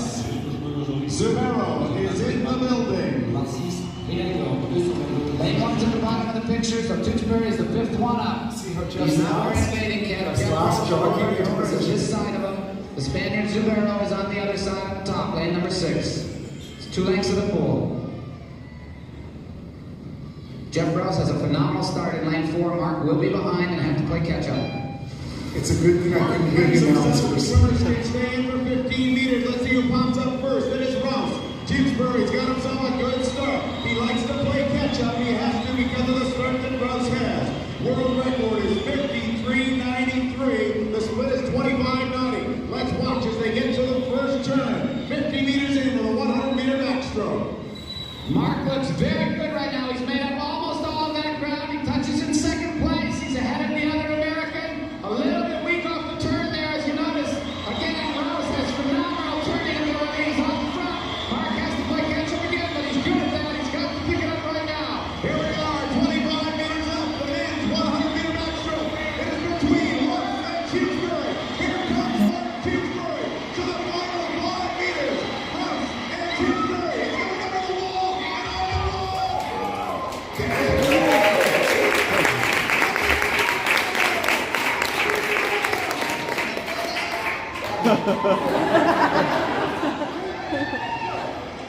There's the shot.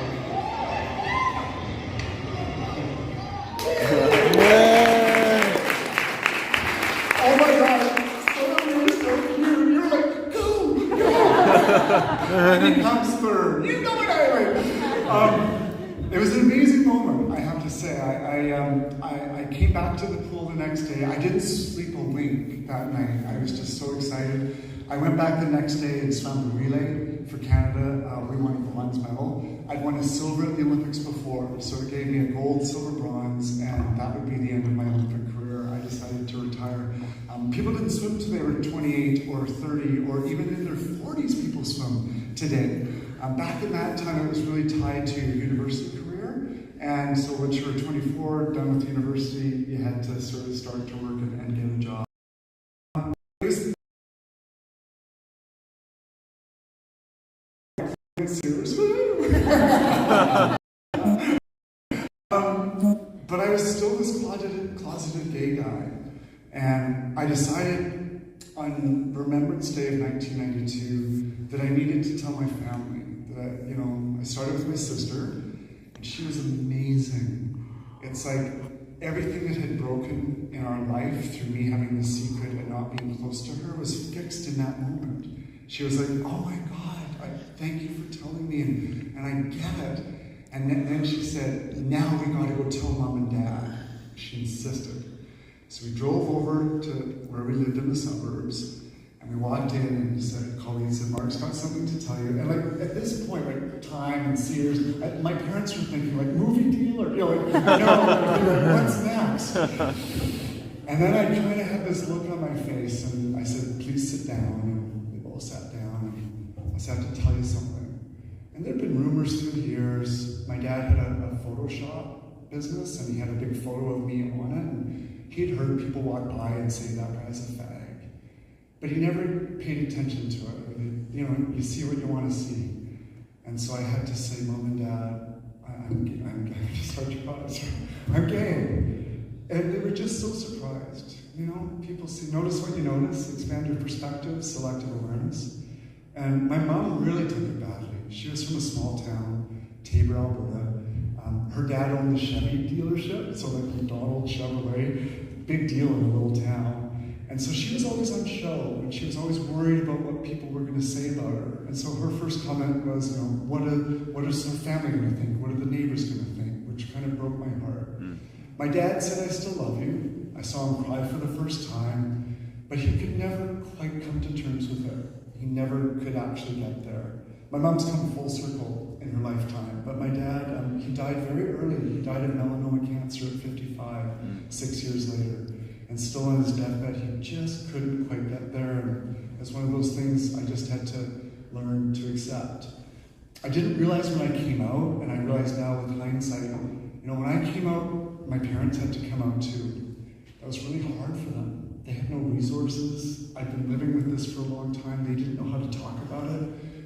If you're anybody in that situation, there's organizations like pflag.org or egal.ca that are incredible, that sort of help people that maybe don't have the resources to talk or do what's right to support people in that time. I then decided to tell my agent, and my agent said, thank you for telling me, but you can't tell anybody else. It has to keep your secret or your career's over. So I decided to say, fuck you, and I moved to Australia. I got a one-way ticket to Sydney. I thought I'd never come back to Canada. I did a political science degree. I finished my political science degree, and I studied gender politics and sexual politics and sexuality, and I learned a language for how I was and how I felt. And once I learned that language, I basically haven't stopped talking since. I was pulled back to Canada in 1996 because I was asked to represent the International Olympic Committee, to be the athlete representative for Canada. And to do that, you had to live in the country that you swam for. I ended up not, it was an election, but like the IOC's elections are not really elections, so I didn't get elected. But I was first alternative because you're only allowed, I was in the top 7 where it made it, but you're only allowed one Canadian, and another Canadian got more votes than me. She was from athletics, so there's more athletes. So I was kind of the first alternative. And it was amazing because instead of making the Athletes Commission, 2 months later I was invited to join the IOC Site Selection Commission. I traveled to the 11 cities around the world bidding for the 2004 Olympics that would eventually go to Athens. But it gave me a front row seat of the International Olympic Committee. And this was before the Salt Lake City scandal had erupted. And I saw what it was. I saw the money. I would have boxes of gifts and like thousands and thousands of dollars of gifts being shipped home before I ever got there. I knew this was so wrong. As an athlete, it just made me sick. What even made it harder, in every city we went to, they had an Olympic gold medal that I worked my whole life for, and they gave it to the mayor of each city bidding. Gold medal for your efforts. And I was like, how disgusting is this, right? We just give them away. So all of this played a huge factor in me deciding. My father passed away in May of 1998. I was 30 years old. In December, I decided it was time for me to share my truth. And on December 15th, 1998, I publicly came out. It made the front page of the Globe and Mail. It became radio fodder for the whole day. The story kept going for 3 or 4 days. Cameras were camped out at my mom who worked at Shoppers Drug Mart as an accountant. It was just this thing. But it felt so great to finally talk about this. I started a conversation that keeps continuing in a way to this day. I'm so happy for that. 2 or 3 generations of next athletes come to me and say, thank you so much. It absolutely means the world to me. I remember before Sochi. So when I came out, I predicted it would be 5 years until this would be a non-issue. One of my favorite things was, people would say, why do we have to talk about this? Even when I came out, for all the sport reporters, were like, Mark, why do we have to talk about this? But I decided I have all this goodwill. People really loved me in Canada at that moment. And I thought, well, let's challenge that. Let's see how you really feel about it and tackle this tough issue. An issue can't become a non-issue until you talk about it. You don't get a pass, right? You got to do the work. And so that's what I hoped people would do, and it's what they did. But athletes were still really afraid to come out. It wasn't until Sochi in 2014, and for 16 years I was the go-to guy for all things LGBTQ sport in the world. It was a very, it got exhausting and also frustrating. It's like, come on, there's other people to talk to. But finally Sochi, because of Russia's stance against the LGBTQ community with the propaganda law, athletes felt that they needed to self-identify and start to speak up. But it's also one of the most amazing full circle moments I ever got. There was a young luge athlete, 17 years old, that was a closeted gay guy, and he was terrified of going to Russia. Because literally, if they found anything on his phone or computer, he could be put in jail. And imagine that pressure at 17, going to a foreign country. And so he reached out to his sports psychologist, who reached out to me and said, would you talk to him? His name is John Fennell. I said, absolutely. So John came over to my apartment, and he's a tall guy for Lucia. He's like 6'3" and 17, kind of pimply skin and wild hair.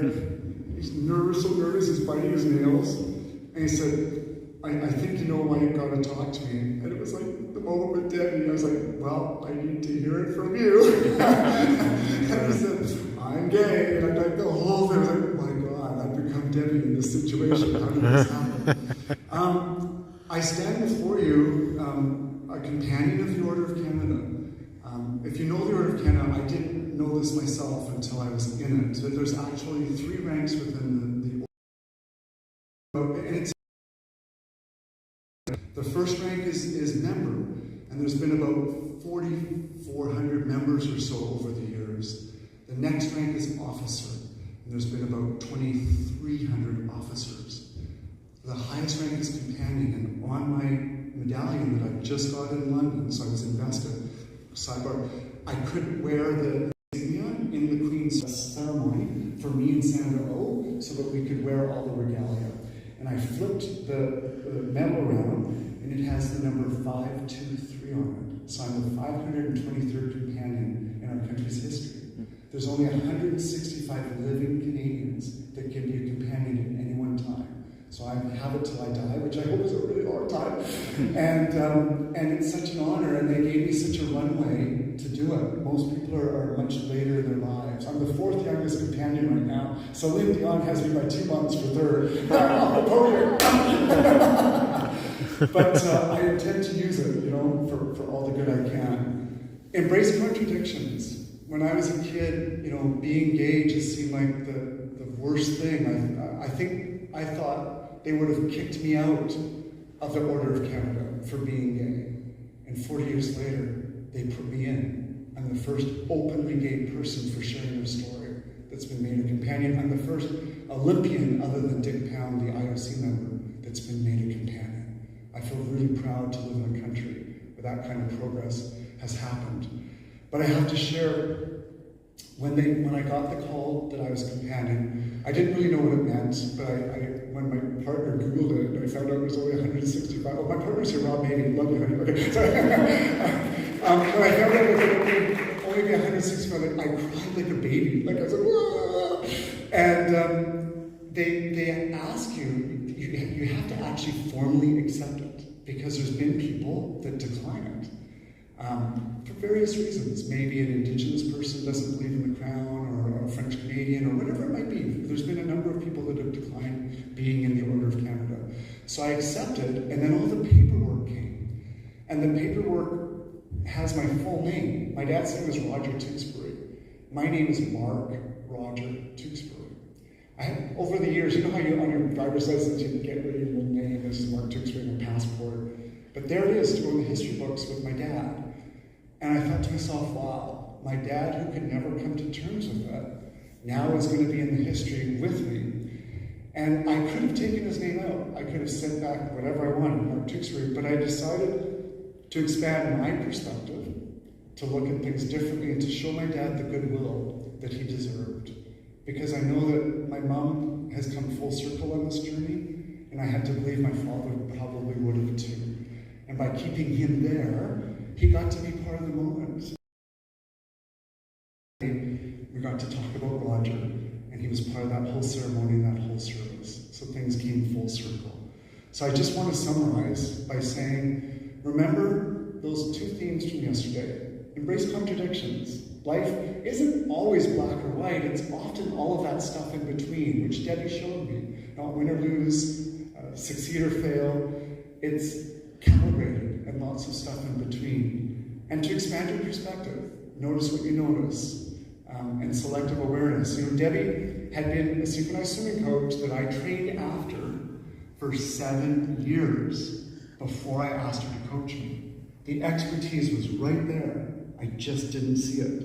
Sometimes the answers or the best destination is right in front of our eyes. We just have to discover it. Go, Ottawa, go! So, I'm going to open it up for Q&A if you guys are interested. Do you want to do some Q&A for fun? Sure. Yes. Okay. Thanks, Mark, for coming. Big fan.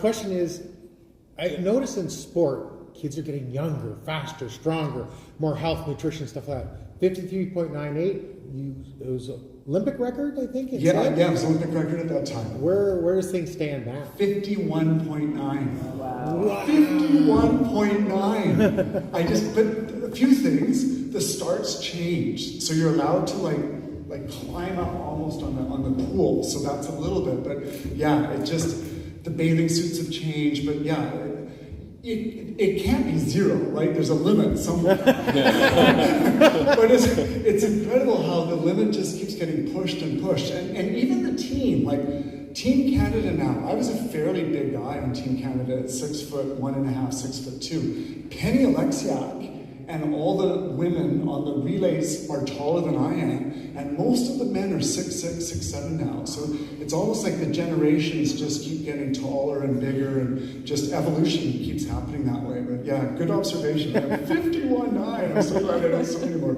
Please. I have 2 questions about that. Sure.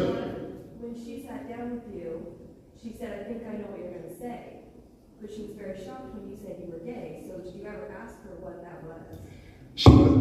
I took it as shocked.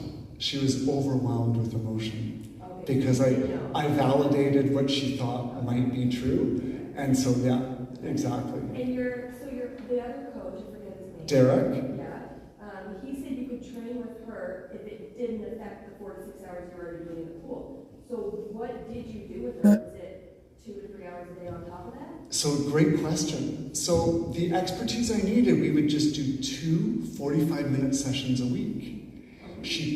That's all. But the thing about Debbie, and we, by the way, Debbie is my business partner to this day. We have a company called Great Trades. We do leadership training. We've distilled what we did in the high performance program because that's just Debbie's philosophy. So she would isolate the skill with me in the diving tank. My job was to integrate it into the 4 hours of training.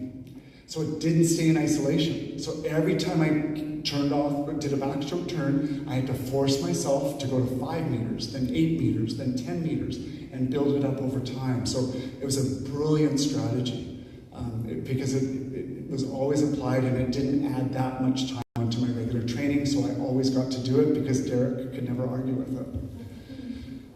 Yeah, great question. Did he ever come back to you after? Oh, here's the other thing. After I won, everybody just assumed they knew what we did. Didn't want to know. She's a woman. It's a male sport. What does she know that we don't? Disgusting, isn't it? I did a film for the film board. Them down physically, like Michael Phelps is triple jointed in some parts, and his legs are shorter than all these things. Great, but there he was in the deep end pool doing dolphin kick with a weight, and I thought, if Swimming Canada had been open to it, we could have had 2 generations of athletes doing that dolphin kick training, and we would be so much further as a nation. But it just goes to show, if you don't expand your perspective, if you keep this narrow, selective awareness, you miss out so much in life. Gosh, you have good questions. Another one? It's a really good question, Glenn. I am not relating the tenet of the political side, but I always wanted to stay involved in the movement for sure. That was really, really important to me. So yeah, I found my way to do it that way. Anybody else? Yeah, please don't. We got a little bit of time to fill because we can't have champagne until 11, and it's only 11:15. So I'm up here for 15 more minutes. So. Okay, we got one here, and then we'll go here. Do you still swim? Do I swim? Excellent training, ocean or lake, but literally the smell of chlorine, it's just like, I just can't do it. So yeah, and I loved swimming. It wasn't anything against swimming, but I just feel like I did it, and I wanted to try other things and do other things. You probably know, when you're a swimmer, you can't downhill ski, you can't do all these things because if you hurt yourself, you're out for the season. And so I just wanted to explore other things. I ran a whole marathon marathon. I ran the New York City Marathon. I became a skier. Yeah, woo! What was so interesting, from that heart rate set training, I negative split the marathon. That means my second half was faster than my first half. I went 150, 140 for a 3:30 time in the marathon. And again, that one I just did once too. It's like I wanted to do it, and that's it. And kind of, so I guess I feel like that's a fun way to try something and get it out of your system and then keep moving on. As a sidebar, my dad used to go nuts when I would play with Barbie, right? Like, again, when I was 30, I bought myself a Barbie and played with Barbie for like full 18 months until I was tired of that and gave it to my niece. So like, I really believe in doing things and trying it. Okay, it's all out here today, folks. Where's that?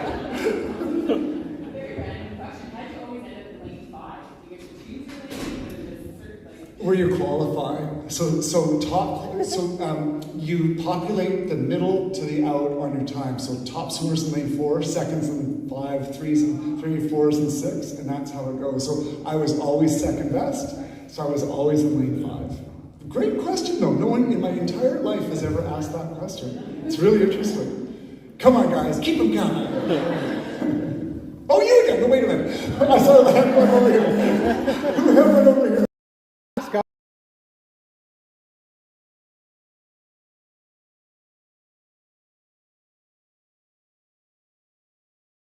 Has anybody heard of Canada Reads? Do you know? Just because they do. I hear. Okay, yeah.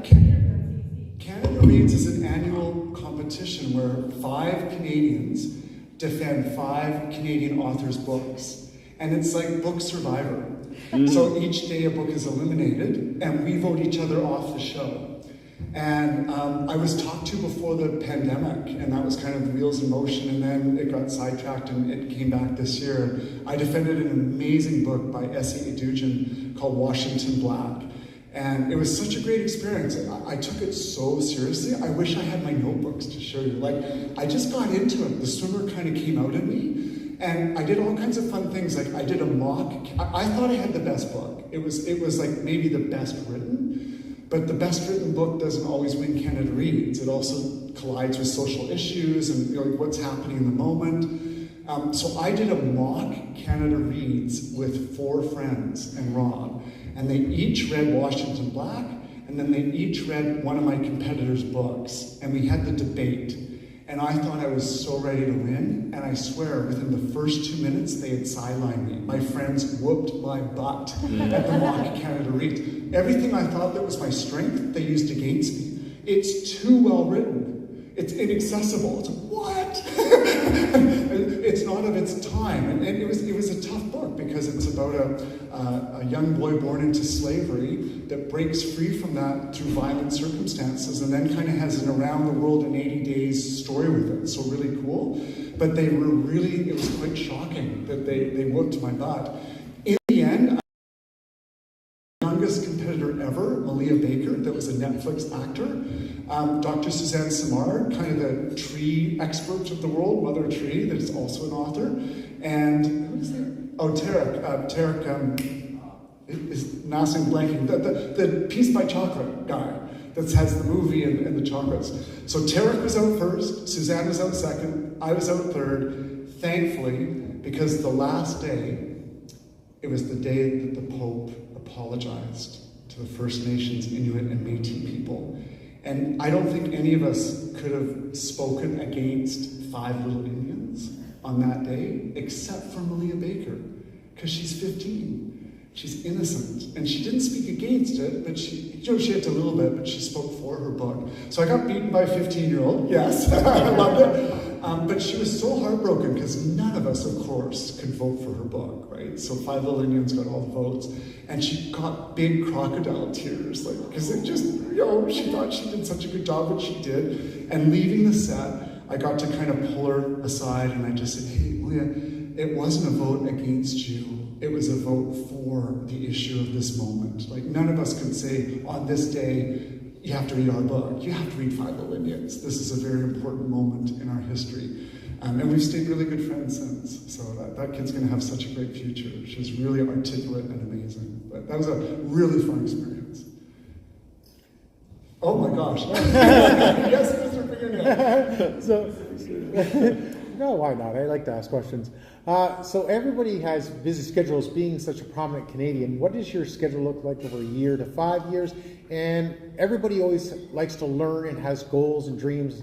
What's your next goal or dream? What's your hot button? Wow.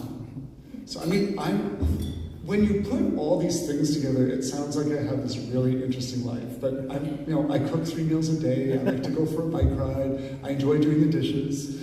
I have a pretty, I think, normal everyday life, right? Yeah, I know. I get to clean the house when I go home on Friday. Yay!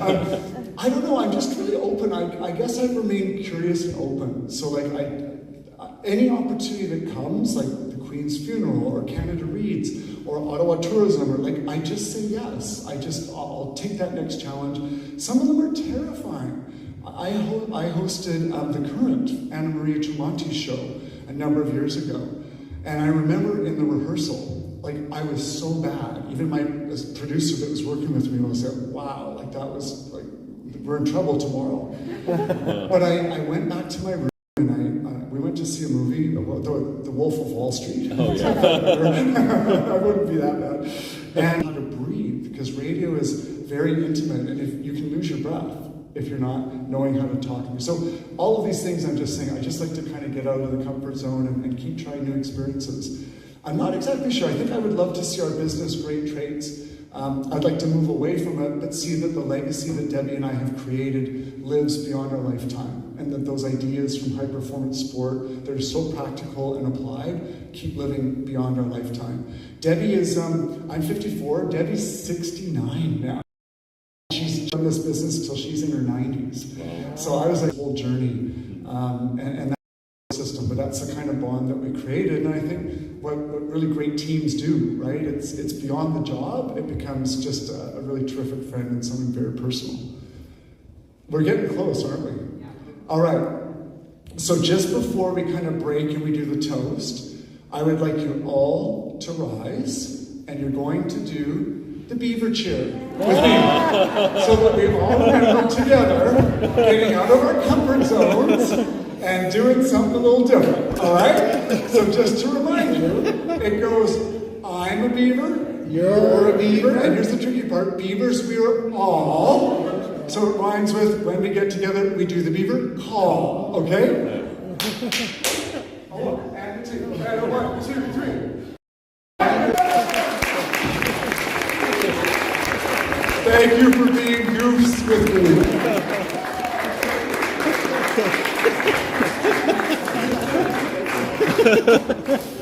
Thank you so much.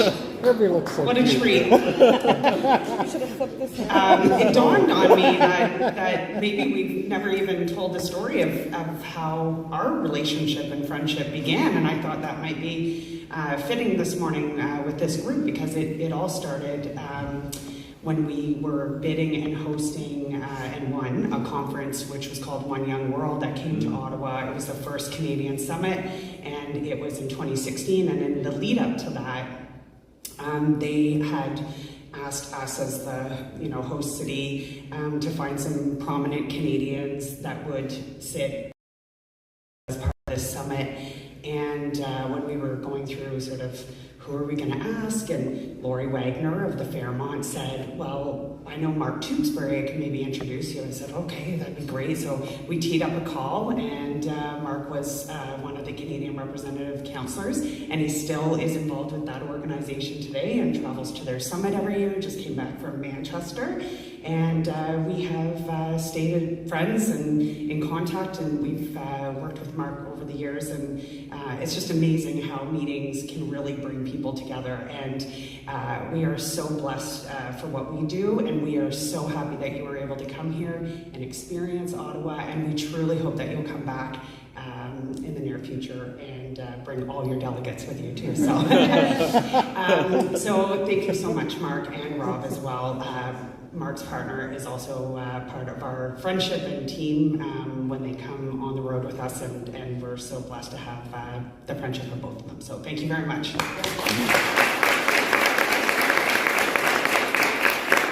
And I forgot forgot my notes. So, okay, we're gonna do a toast outside. It's a little bit chilly. We thought maybe we'd let everybody just, if they wanted to pop into the washroom or anything beforehand, we can do that. Then we're gonna meet just outside. Quick little toast and a photo op. We also have all the blankets that I think maybe were not in your room last night, but we have them all here, just outside of the room. For those that aren't local and maybe want to have it shipped because you have carry-on and don't want to bring it with you, there's cards there, you can fill it out with your address and we'll get that to your house. And am I missing anything else? Also, if those attract charcuterie boards, you guys also got. Oh yeah.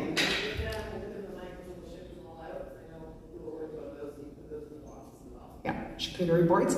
And then just a reminder to check out of your room as well. I think the Westin has a high demand of rooms today. So whenever you're ready to do that, if you wouldn't mind checking out, that'd be great. So Good. Yeah. that's it. Let's head outside, unless you need to pop in. Thank you, everybody. Thank you.